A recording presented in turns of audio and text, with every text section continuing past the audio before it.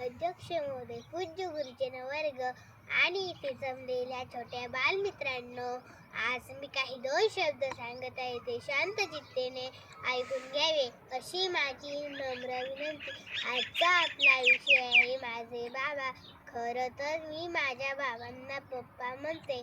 माझे बाबांचे नाव अनिल आहे. माझे बाबा पोलीस दलामध्ये आहे, त्यामुळे त्यांचा दिवस सकाळपासून संध्याकाळपर्यंत त्यांचा दिवस कामातच निघून जातो.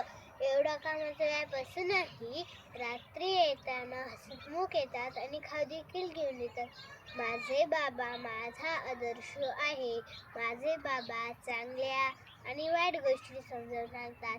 माझ्या बाबांना नेहमी वाटतं की आपली मुलगी डॉक्टर व्हावे.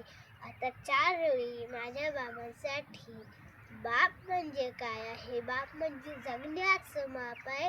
बाप म्हणजे पाठीवरची थाप आहे आणि जरी कधी रागवला तरी पण त्याची माया माप आहे.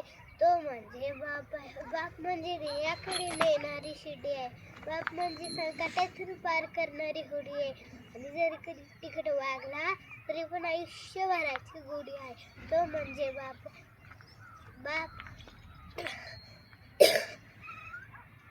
बाप म्हणजे शिस्तबद्ध धाक आहे. जगणं आपोआप आहे आणि आयुष्याच्या समुद्रात दीपस्तंभाची झाक आहे. तो म्हणजे बाप आहे. आता हे गाणं मी माझ्या बाबांना डेडिकेट करणार आहे. उरामधी माया त्याच्या काळ्या मेघावानी, दाखविना कधी कुणाला डोळ्यातलं पाणी.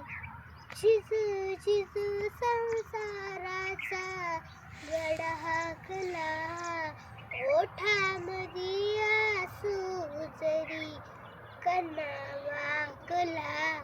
घडीवर तू थांब जरा, ऐक त्याचे दापर, लई अवघड हाय गड्या उमगाया बापर, उमगाया बापर. खूप छान वाटलं त्या बाबांच्या गाण्यावरती. माझे बाबा पोलीस दलामध्ये आणि पोलिसाचं ब्रीद वाक्य असतं, सदरक्षणाय खलनिग्रहणाय, म्हणजे चांगल्यांचं रक्षण करणं आणि वाईटांचा नाश करणं. हे ते आम्हाला देखील शिकवतात. कायद्याचं रक्षण करणं आणि गुन्हेगारांना पकडणं हे त्यांचे कर्तव्य आहे. पोलिसांमुळे आपण सुरक्षित आपण आपले सण साजरे परंतु माझे बाबा सणाच्या दिवशी घरी नसतात. त्याला सणाच्या दिवशी ड्युटी जावी लागते.